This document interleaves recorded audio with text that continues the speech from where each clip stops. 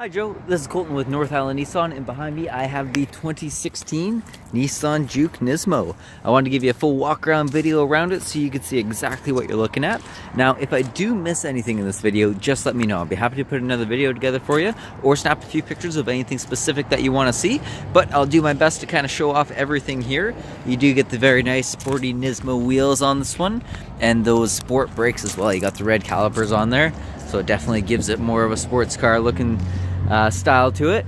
There's red mirror caps on this one. This does have the little spoiler off the back as well. And then it does have red accents. You can see around the bottom there, there is a red trim that goes all the way around the vehicle. Got that Nismo badge on the back, and this car probably has one of my favorite interiors in one of the Nissan vehicles, just with everything that they added into it. For features, it's pretty much fully loaded. You do have a button on the door handle here that can lock and unlock the vehicle, and it's a push button start, so the idea is that you never need to take the keys out of your pocket. There are power locks, windows, and just to the left of the steering wheel is the power mirror controls. You can lock it into two-wheel drive, all-wheel drive automatic, or lock it right into all-wheel drive if you want to. All the Jukes do have manual seats, but you can raise it up and down and forward and back, of course.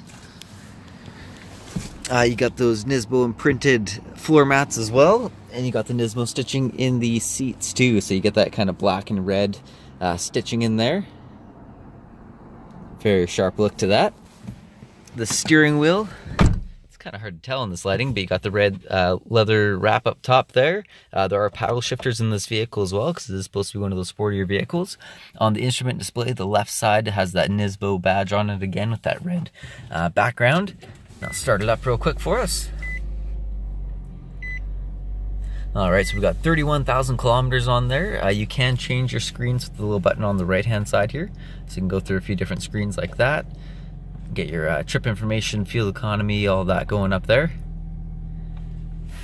Perfect, and of course there's Bluetooth audio and calling. You do get volume controls on the steering wheel here as well. Cruise control is on the right hand side.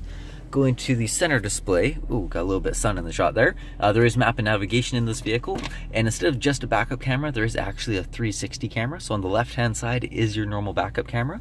The orange line there actually moves with the steering wheel, so it kind of shows you where you're pointing. And then on the right hand side of the screen, it's a little bit hard to see on this camera, but it paints a picture of the car in the center, and you get a bird's eye view over top, and there's cameras coming off both of the side mirrors, and so you can actually see all the way around the vehicle, and it makes parking so easy. It's such a nice feature to have. That does come up automatically when you're in reverse, but if you're either in drive going under 10 kilometers an hour or in park, you can actually hit the camera button on the bottom left here, and it will, instead of a backup camera, it actually shows you the front of the vehicle there. So if you're pulling into a parking spot going forward, then you can see the front of the vehicle. So that's a really nice one. Now down below this, we have the climate controls. Now this is one of my favorite parts of this. It's kind of gimmicky, it's nothing huge, but I really like the way they implemented it. So right now we're on the climate controls, so your temperature's on the left-hand side. Fan strength is over there on the right, and then you get all of your different modes in the center there, so you can set all of that like normal. Now with the Nismo, since again it's that sport model, it gets a little bit more horsepower and a couple things changed around, they added this D mode button here, which will actually change all of the buttons below it. So now you can change it between normal mode, sport mode, and eco mode, and each will display different information as well. So I believe the sport mode, you can see everything, it changes there. So the engine, transmission, and steering all change to the sport. So the steering's going to be a little bit tighter. Engine, transmission are going to rev up a little bit higher, and then here you can actually see when the turbo kicks in, because of course there's the turbo in all of the Jukes, so that'll show you when the turbo's activating, and that's the boost portion of it. If you bring up the eco mode, it just shows you your fuel economy as you're going. This one will lighten the steering wheel a little bit, it'll rev everything down a little bit lower, so you're not going to be using as much fuel, and then that bar there shows you what you get for fuel economy as you're pushing the foot pedal down. Right now the bar is full because I have the vehicle running and we're not moving anywhere, so of course it's going to be pretty high fuel economy. Then you get a few more on the right hand side here as well. So eco information, that'll show you a few different trips, so it won't just be this time. The current one's on the right hand side, then it can show multiple in the center there. The drive information, I think we get a couple different screens for here. There we go, yeah. So the G-force one's kind of interesting. If you take a corner really sharp, for example, the little square in the middle will move. Like if you take a right-hand corner, the square will move over to the left, showing you where the force is going. Or if you slam on the brakes, it's going to go all the way forward. So that's kind of an interesting one to watch as well. And then you get a setup so you can change the brightness and the language and all of that. Other than that, of course, with the paddle shifters, there is a manual mode. So when you're in drive straight down, just push it to the left and it'll shift it into the manual mode.